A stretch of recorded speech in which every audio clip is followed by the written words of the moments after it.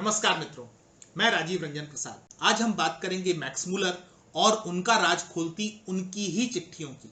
Max Muller वैदिक ग्रंथों और प्राचीन भारतीय शास्त्रों का अंग्रेजी में अनुवाद निजी जिज्ञासा, प्रेरणा अथवा शोध के लिए नहीं कर रहे थे, अपितु इसके लिए उन्हें बाकायदा ब्रिटिश ईस्ट इंडिया कंपनी ने 15 अप्रैल 1847 को अनुबंधित किया था।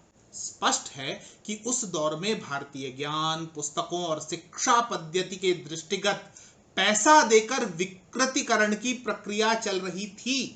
मैक्स मुलर सहमत थे अथवा असहमत, लेकिन काम उन्हें अपने ब्रिटिश आकाओं के मनोनुकूल करने की बाध्यता थी।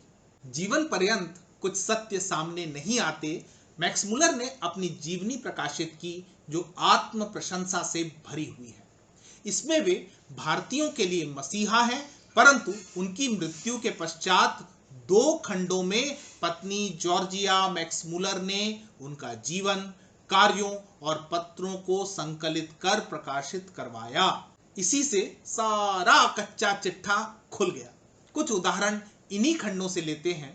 दिनांक 15 दिसंबर 1867 को मैक्स मुलर ने जॉर्जिया को पत्र लिखा कि मेरा ऋग्वेद का यह संस्करण और वेद का अनुवाद भारत के भाग्य और लाखों भारतीयों की आत्मा के विकास पर प्रभाव डालने वाला होगा। वेद उनके धर्म का मूल है और मूल को उन्हें दिखा देना जो कुछ पिछले 3000 वर्षों में उससे निकला है, उसको मूल सहित उखाड़ फेंकने का सर्वोत्तम तरीका है। यह पढ़कर क्या दिमाग सुन्न नहीं हो जाता कि भारतीय ग्रंथों के साथ इन विदेशियों ने क्या व्यवहार किया है। मैक्स मुलर का 16 दिसंबर 1868 को भारत के लिए secretary of state Duke of Argyll को पत्र लिखा हुआ उल्लेखनीय है।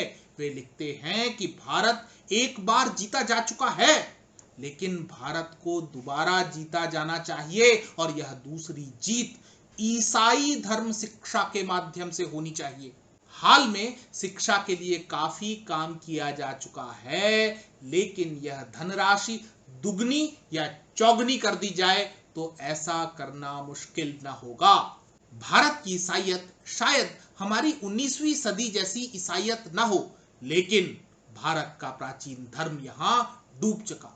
फिर भी यदि ईसाइयत फलती फूलती नहीं तो इसमें दोष किसका होगा।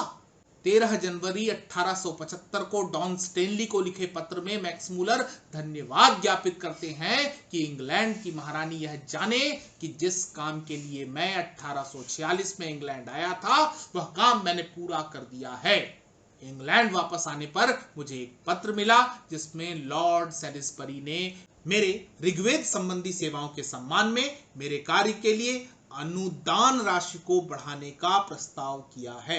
29 जनवरी 1882 को बेराम मालबारी को लिखे पत्र में मैक्स मुलर लिखते हैं, तुम वेद को एक प्राचीन ऐतिहासिक ग्रंथ के रूप में स्वीकारो जिसमें कि एक प्राचीन और सीधे साधे चरित्र वाली जाति के लोगों के विचारों का वर्णन है।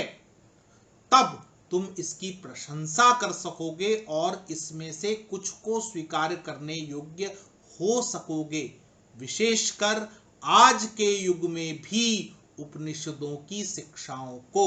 लेकिन तुम इसमें ढूंढो भाप के इंजन और बिजली, यूरोपीय दर्शन और नैतिकता, और तुम इसके सच्चे स्वरूप को इससे अलग कर दो।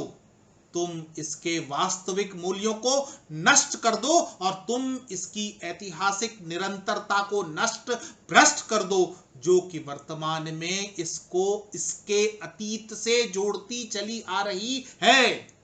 इन पन्नों के निहितार्थ को ठहर कर समझिए, तब आप मैक्स मुलर को मैकाले से अलग नहीं कर सकेंगे।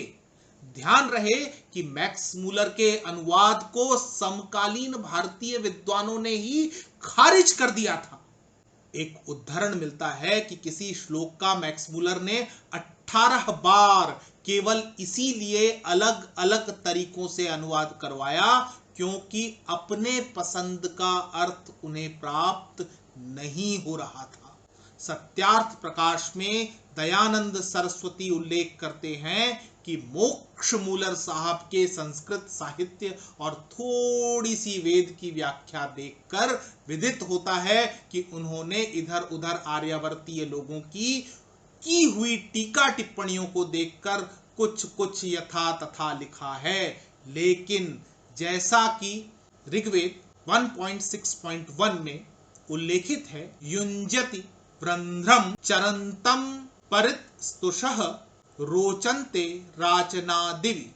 इस मंत्र में वृंध्रम का अर्थ घोड़ा लिया गया है। इससे तो जो सायणाचार्य ने सूर्य अर्थ लिया वो अच्छा है, परंतु इसका ठीक अर्थ परमात्मा है। इससे जान लीजिए कि जर्मनी देश और मोक्षमूलर साहब में संस्कृत का कितना पांडित्य है। हम पश्चिमी साहित्य और उसके उद्धरणों पर कितना विश्वास कर सकते हैं, यह दूसरा प्रश्न है।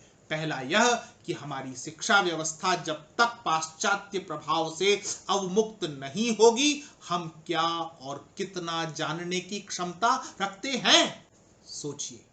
मित्रों, आज इतना ही। फिर मिलता हूं ऐसी ही किसी कहानी के साथ। अगर आपको मेरा ये चैनल पसंद आ रहा है तो कृपया इसे सब्सक्राइब करें। आप इस कहानी को लाइक या शेयर भी कर सकते हैं। नमस्कार।